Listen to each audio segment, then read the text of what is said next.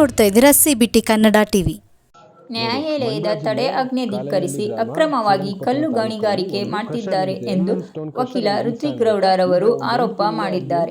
ಮಂಡ್ಯದ ಟಿಎಂ ಹೊಸೂರು ಬಳಿಯ ಕಾಳೇನಹಳ್ಳಿಯ survey number 30/5ರಲ್ಲಿ PC Narasimhegowda ಒಡೆತನದ ಎನ್ಎನ್ ಸ್ಟೋರ್ ಕ್ರಷರ್ ಅನ್ನು ನ್ಯಾಯಾಲಯದ ತಡೆಯಾಜ್ಞೆ ಇದ್ದರೂ ಸಹ ಅಕ್ರಮವಾಗಿ ಕಲ್ಲು ಗಣಿಗಾರಿಕೆ ನಡೆಸುತ್ತಿದ್ದಾರೆ ಎಂದು ಆಕ್ರೋಶ ವ್ಯಕ್ತಪಡಿಸಿದರು.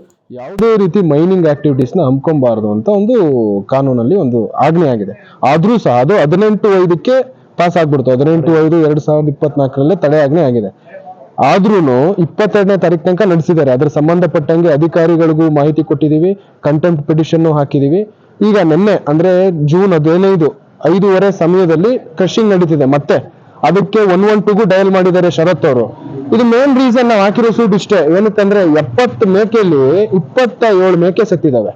ಅಲ್ಲಿ ಸುಮಾರು ಕ್ರಷರ್ಗಳು ನಡೀತಿದ್ದಾವೆ. ಅದಕ್ಕೆ ನಾವು ಮುಂದೆ ಸಾರ್ವಜನಿಕ ಹಿತದೃಷ್ಟಿಯಲ್ಲಿ ನಾವು ಮುಂದೆ ಮಾತಾಡ್ತೀವಿ. ಸದ್ಯಕ್ಕೆ ಈ ಕ್ರಷರ್ ಇಂದ ನಮಗೆ 8 ತಿಂಗಳಲ್ಲಿ 27 ಮೇಕೆ ಸತ್ತಿದೆ. ಅದರ ಸಂಬಂಧಪಟ್ಟಂಗೆ ಅಧಿಕಾರಿಗಳಿಗಾಗಿರ್ಬೋದು, ಆನರಬಲ್ DC ಆಗಿರ್ಬೋದು, SP ಸಾಹೇಬ್ರಾಗಿರ್ಬೋದು, ಎಲ್ಲ ಲೋಕಲ್ ಜ್ಯೂರಿಸ್ಡಿಕ್ಷನಲ್ ಪೊಲೀಸ್ ಸ್ಟೇಷನ್ ಇಂದ ಹಿಡಿದು senior geologist, Karnataka state pollution board, ಆಮೇಲೆ ಇನ್ನ ಯಾವುದೇ ಕನ್ಸರ್ನ್ ಡಿಪಾರ್ಟ್ಮೆಂಟ್ಗೆಲ್ಲ ಮನವಿ ಕೊಟ್ಟರು ಸಹ ಯಾವುದೇ ರೀತಿ ಕಾರ್ಯನಿರ್ವಹಣೆ ಮಾಡಿಲ್ಲ.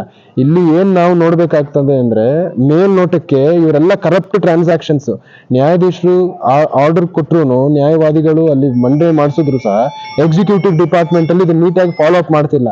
ಇಲ್ಲಿ ಡಿಸೆಂಟ್ರಲೈಸೇಷನ್ ಅಂದ್ಬಿಟ್ಟು ಕರಪ್ಷನ್ ಅಲ್ವಾ, ಎಲ್ಲ ಒಬ್ಬೊಬ್ಬ ಅಧಿಕಾರಿಗೆ ಒಬ್ಬೊಬ್ರು ನೀಟಾಗಿ ಫಾಲೋ ಅಪ್ ಮಾಡೋದಿದ್ರೆ ಎಷ್ಟು ಫಾಲೋ ಅಪ್ ಮಾಡ್ತಿದ್ರು. ನ್ಯಾಯಾಂಗ ಆದೇಶನ ವಿಲ್ಫುಲ್ ಆಗಿ ಡಿಸೊಬಿಡಿಯನ್ಸ್ ಮಾಡ್ತಿದ್ದಾರೆ. ಇದಕ್ಕೆ ಕಂಟೆಂಪ್ಟ್ ಪಿಟಿಷನ್ ಹಾಕಿದ್ದೀನಿ.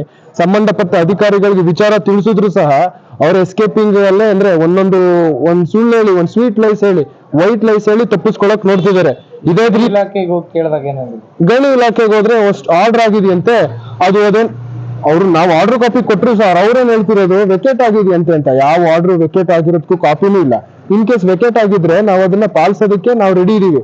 ಅವರು ವೆಕೇಟ್ ಆಗಿರೋದಕ್ಕೆ ಕಾಪಿನೂ ಇಲ್ಲ. ಸುಮ್ಮನೆ ಊಹಾಪೂಹ ಇಯರ್ಸೆ ಮಾತುಗಳನ್ನ ಕೇಳ್ಕೊಂಡು ನಡೆಸ್ತಿದ್ದಾರೆ.